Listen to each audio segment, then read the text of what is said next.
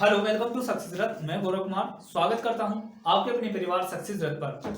इससे जो पिछला चैप्टर था, हमने ग्राम सभा पूरा चैप्टर कंप्लीट किया। जो ग्रामीण परिवेश का पहला चैप्टर ग्राम सभा, उसको ग्राम समाज को हमने पूरा कंप्लीट कर लिया है। और आज हम नए टॉपिक की शुरुआत कर रहे हैं, ग्राम पंचायत यानी कि पंचायती राज। ठीक है, तो पंचायती राज आज का हमारा टॉपिक होगा। इसको शुरू करते हैं। ठीक है,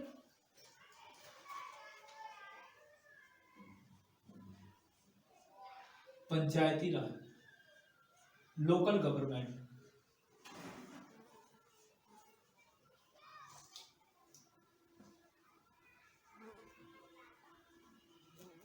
ठीक है, इसको स्थानीय संसाधन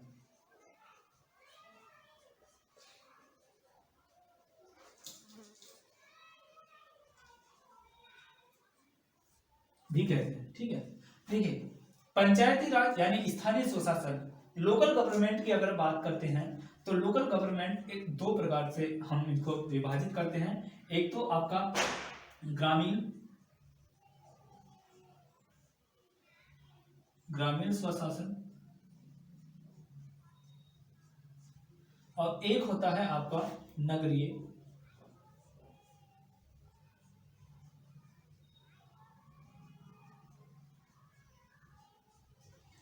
यानी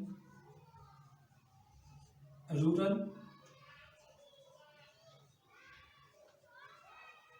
गवर्नमेंट, और एक अर्बन।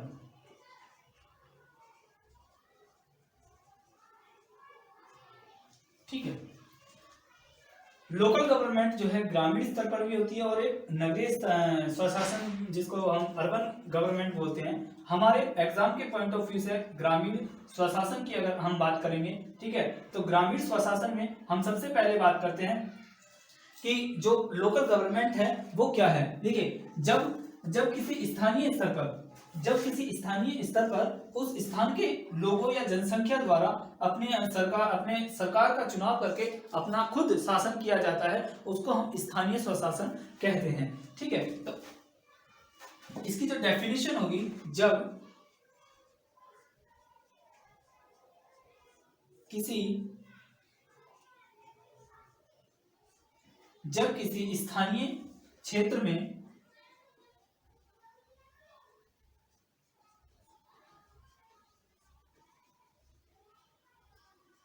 स्वयं सरकार चुनकर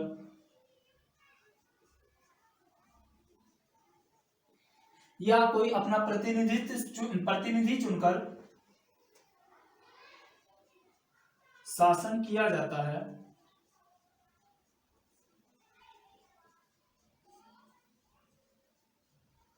उसे ही हम स्थानीय स्वशासन कहते हैं। ठीक है, तो जब किसी स्थानीय क्षेत्र में स्वयं सरकार चुनकर या अपना प्रतिनिधि चुनकर शासन किया जाता है, उसी को हम स्थानीय स्वशासन कहते हैं। ठीक है, स्थानीय स्वशासन क्या है? जो लोकतांत्रिक का विकेंद्रीकरण है। ठीक है, मतलब सरकार की पावर जो होती है उसका विकेंद्रीकरण कर दिया गया है। यह एक बहुत ही महत्वपूर्ण पद्धति होती है। ठीक है, अगर हम स्वशासन की बात करते हैं तो भारत के जो प्राचीनतम ग्रंथ हैं, भारत के जो प्राचीनतम ग्रंथ हैं,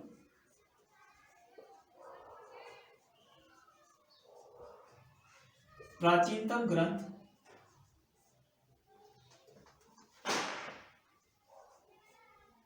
ऋग्वेद, प्राचीनतम ग्रंथ ऋग्वेद में सभा और समिति का उल्लेख मिलता है। ये भी उस समय की लोकल गवर्नमेंट के ही कुछ अंग थे। ठीक है, तो भारत के जो प्राचीनतम ग्रंथ है ऋग्वेद में सभा और समिति का उल्लेख मिलता है। ठीक है, उसके बाद जो मौर्य काल आता है, मौर्य काल में भी इसका उल्लेख मिलता है। उसके बाद मौर्य काल के बाद जो आपका मुगल काल आता है, मुगल काल में भी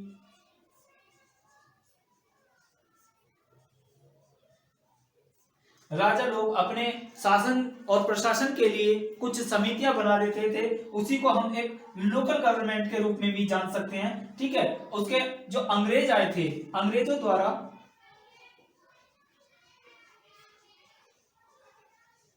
अंग्रेजों द्वारा भी, ठीक है, तो भारत में अंग्रेजों द्वारा भी जो है सरकारी गवर्नमेंट को बढ़ावा दिया गया था। बात कर लेते हैं 1864 में। 1864 में जो है जो अंग्रेज लोग थे उन्होंने स्थानीय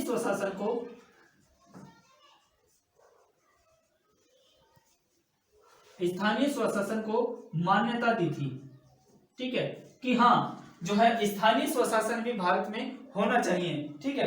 तो ये जो पंचायती राज है या स्थानीय स्वशासन, लोकल गवर्नमेंट, ये दो स्तरों में बांटा गया है, ग्रामीण और नगरीय। जब किसी स्थान या क्षेत्र में स्वयं सरकार चुनकर शासन किया जाता है उसको लोकल गवर्नमेंट के नाम से जानते हैं। भारत के प्राचीनतम, अगर हम इसके इतिहास की बात करते हैं पंचायत की, तो जो भारत का प्राचीनतम ग्रंथ है ऋग्वेद, ऋग्वेद में भी सभा और समिति जो लोकल गवर्नमेंट का यानी कि स्थानीय स्वशासन की ही जानकारी देती है। उसके बाद जब मौर्य काल आता है तो मौर्य काल में भी जो प्रजा, जो लोग होते हैं, जो राजा होता था, वहां पर भी सभा और समितियां कुछ इस तरह के वर्णन मिलता है। उसके बाद मुगल काल, और जब अंग्रेज भारत पर आए थे तो अंग्रेजों ने सर्वप्रथम 1864 में, भारत में 1864 में स्थानीय स्वशासन को मान्यता दी थी, ठीक है। तो स्थानीय स्वशासन को मान्यता देना ही एकमात्र एक आधार नहीं होता है कि अब स्थानीय स्वशासन जो है सुचारू रूप से चल दिया है, ठीक है।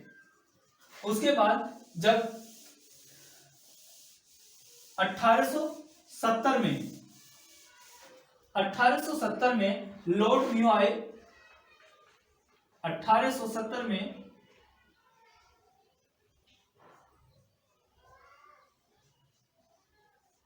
लॉर्ड म्यू, 1870 में लॉर्ड म्यू आए। इन्होंने कुछ जो है इसको कार्यात्मक शक्तियां प्रदान कर दी गई थी, ठीक है। जो स्थानीय स्वशासन था उसको कुछ कार्यात्मक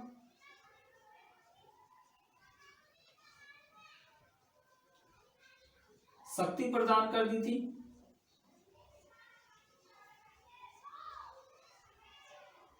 ठीक है, कार्यात्मक शक्ति प्रदान कर दी थी और कुछ वित्तीय सुधार कर दिए थे, यानी कि कुछ इनको फाइनेंशियल हेल्प कर दी थी कि जो जिससे जो पंचायत है, जो स्थानीय स्वशासन है, उसको बढ़ावा दिया जा सके और लोग अपने स्तर पर कुछ जो छोटी मोटी घटनाएं होती हैं उनको सुलझा सके। वित्तीय सहायता, ठीक। उसके बाद 1882 में लॉर्ड रिपन आते हैं। 1882 में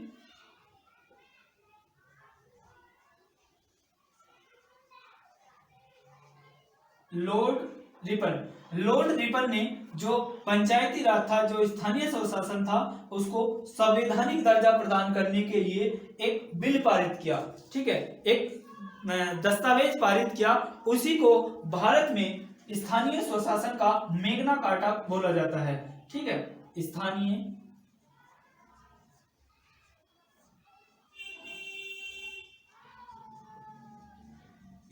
स्वशासन का मेग्ना कार्टा,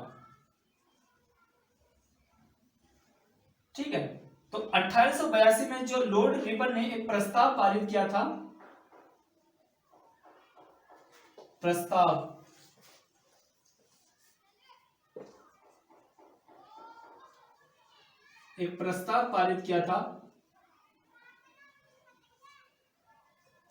पारित किया था लोकल गवर्नमेंट को संवैधानिक दर्जा प्रदान करने के लिए। उसी को स्थानीय स्वशासन का मेग्ना कार्टा कहा जाता है, ठीक है। जब लॉर्ड रिपन ने इसको संवैधानिक दर्जा की मान्यता दी, इसी के परिणाम स्वरूप लॉर्ड रिपन को स्थानीय स्वशासन का जनक कहा जाता है, ठीक है। तो आपसे पूछा जाएगा स्थानीय स्वशासन का जनक किसे कहा जाता है?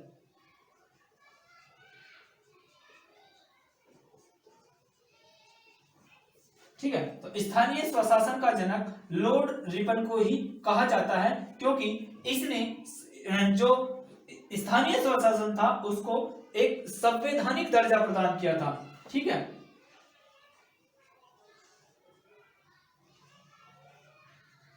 संवैधानिक दर्जा दिलाने के परिणाम स्वरूप ही लॉर्ड रिपन को स्थानीय स्वशासन का जनक कहा जाता है, father of local government, Lord Ripon. ठीक है, आगे बढ़ते हैं। आगे हम बात करते हैं, जब लॉर्ड रिपन ने इसको स्थानीय स्वशासन को जो है संवैधानिक दर्जा प्रदान कर दिया था, उसके बाद हम बात कर लेते हैं कि जो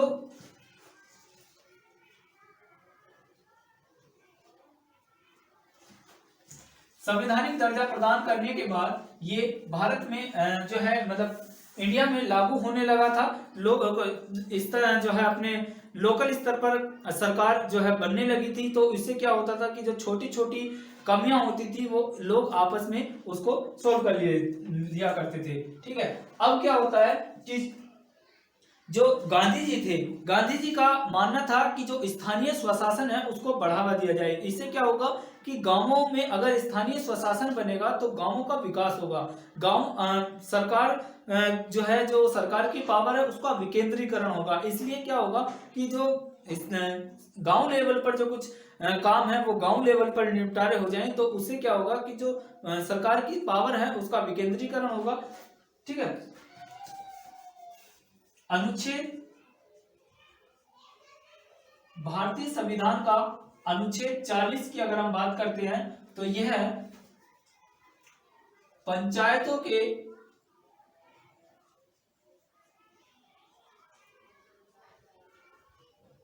गठन की बात करता है।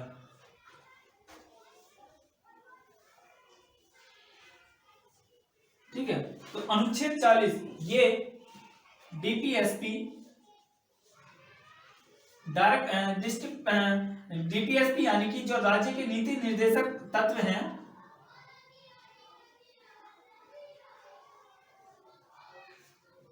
Direct principle of state policy, राज्य के नीति निर्देशक तत्व,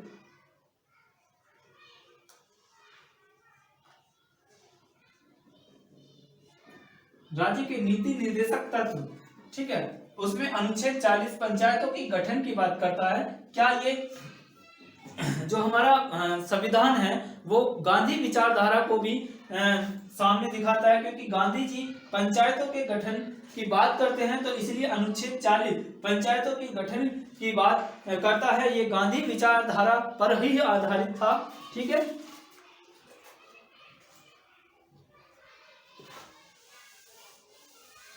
पंचायती राज को आगे बढ़ाने के लिए इसको जो है मान्यता प्रदान करने के बाद, संवैधानिक मान्यता प्रदान करने के बाद इसको लागू करने की बात कही गई थी। तो एक मंत्रालय था पंचायती राज एवं सामुदायिक मंत्रालय, पंचायती राज एवं सामुदायिक मंत्रालय,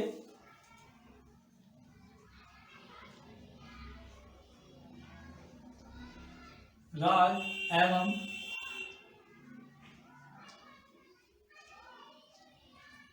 सामुदायिक मंत्रालय। इसके प्रथम जो मंत्री थे वो थे एस के डे। एस के डे इसके पहले मंत्री थे। उन्होंने एक कार्यक्रम शुभारंभ किया। कार्यक्रम का नाम था सामुदायिक विकास कार्यक्रम, सामुदायिक विकास कार्यक्रम। सामुदायिक विकास कार्यक्रम का शुभारंभ किया जो 1952 में शुरू हुआ था। कम्युनिटी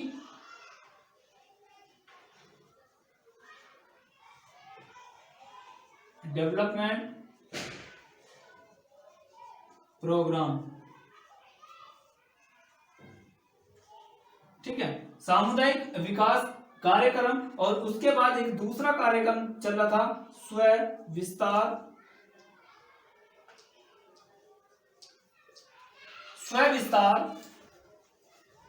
कार्यक्रम, राष्ट्रीय स्व विस्तार कार्यक्रम, जो कि 1953 में चलाया था। ठीक है, तो पंचायती राज एवं सामुदायिक मंत्रालय के प्रथम मंत्री थे एस.के. डे। उन्होंने एक सामुदायिक विकास कार्यक्रम चलाया जो कि 1952 में चला था। एक राष्ट्रीय स्वविस्तार कार्यक्रम चलाया जो कि 1953 था।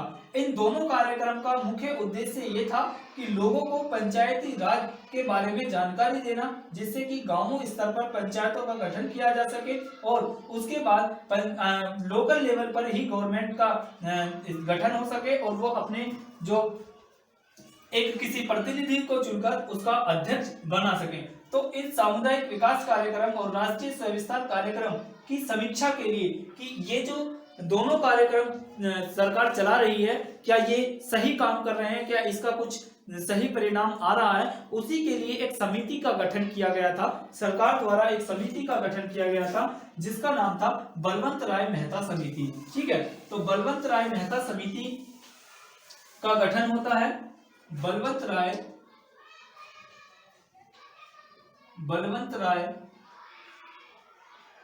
मेहता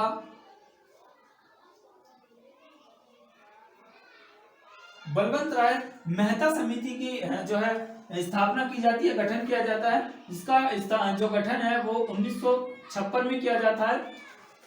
ठीक इसके एक वर्ष बाद यानी कि 1957 में यह अपनी रिपोर्ट प्रस्तुत करती है।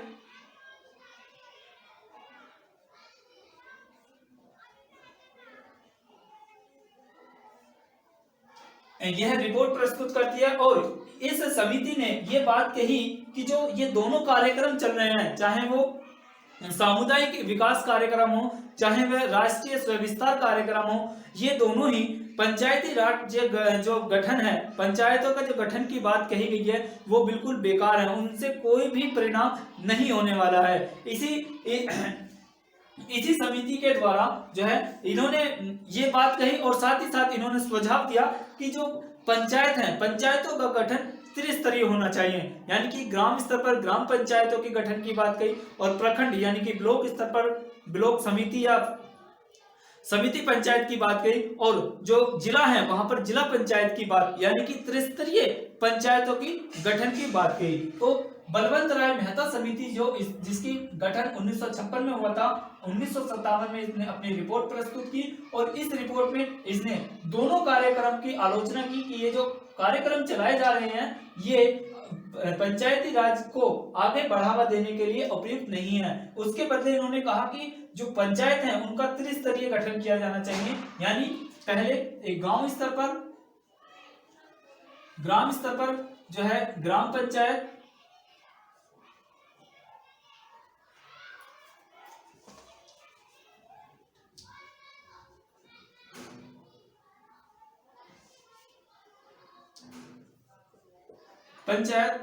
दूसरा खंड स्तर पर, खंड या प्रखंड बोलते हैं इसको,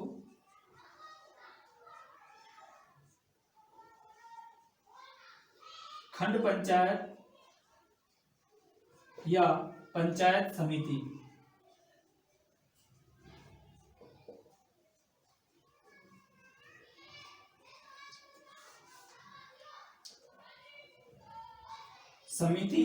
दूसरी जिला स्तर पर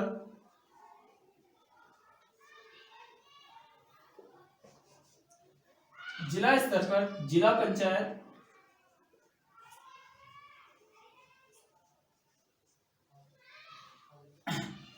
तो त्रिस्तरीय पंचायत के गठन की बात बलवंत राय मेहता समिति की सिफारिश पर की गई, इसलिए ग्राम स्तर पर ग्राम पंचायत, खंड या प्रखंड स्तर पर खंड पंचायत या पंचायत समिति और जिला स्तर पर जिला पंचायत का जो प्रस्ताव जो सुझाव दिया था वो बलवंत राय मेहता समिति ने दिया था और इसी के परिणाम स्वरूप 12 जनवरी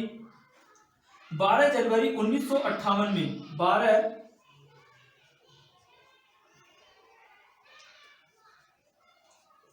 जनवरी 1958 को योजना आयोग ने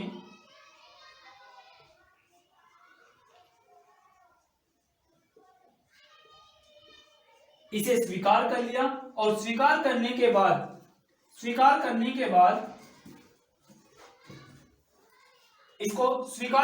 बाद उस समय प्रधानमंत्री थे पंडित जवाहरलाल नेहरू।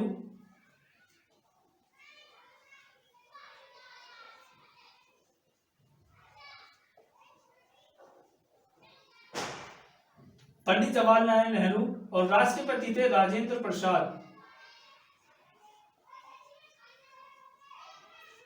ठीक है, पंडित जवाहरलाल नेहरू और राजेंद्र प्रसाद इनके द्वारा राजस्थान के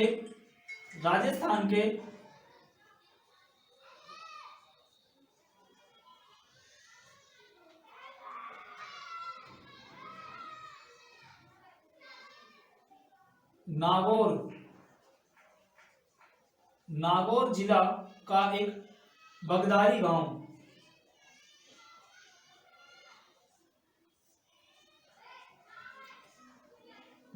गांव में राजस्थान का नागौर जिले के बगदारी गांव में 2 अक्टूबर 1959 को पंचायतों के गठन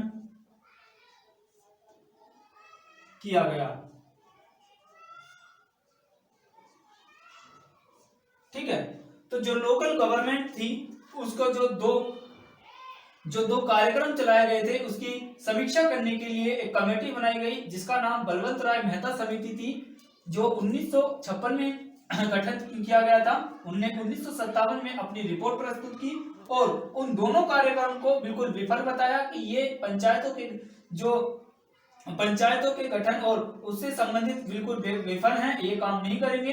उन्होंने 3 स्तरीय पंचायतों के गठन की बात कही कि ग्राम पंचायत के लिए ग्राम पंचायत का गठन होना चाहिए जिसका मुखिया प्रधान होना चाहिए, खंड या प्रखंड स्तर पर पंचायत समिति होनी चाहिए जिसका मुखिया चेयरमैन होना चाहिए, और जिला स्तर पर जिला पंचायत होना चाहिए जिसका अध्यक्ष जिला अध्यक्ष होना चाहिए। ठीक है, उसी की योजना आयोग ने 12 जनवरी 1958 को योजना आयोग ने इसको स्वीकृति दी, इसको स्वीकार कर लिया गया। और उस समय पंडित जवाहरलाल नेहरू और राजेंद्र प्रसाद ने राजस्थान के नागौर जिले के जो एक बगदारी गांव है, बगदारी गांव में 2 अक्टूबर 1959 को इसका सबसे पहले गठन किया गया। ठीक है, तो ये पंचायती राज इस तरीके से आगे अगले वीडियो में हम आगे करेंगे। ठीक है, तब तक के लिए आप स्वस्थ रहिए, मस्त रहिए, और हाँ, आपको ये वीडियो कैसा लगा कमेंट बॉक्स में जरूर बताइएगा। Thank you.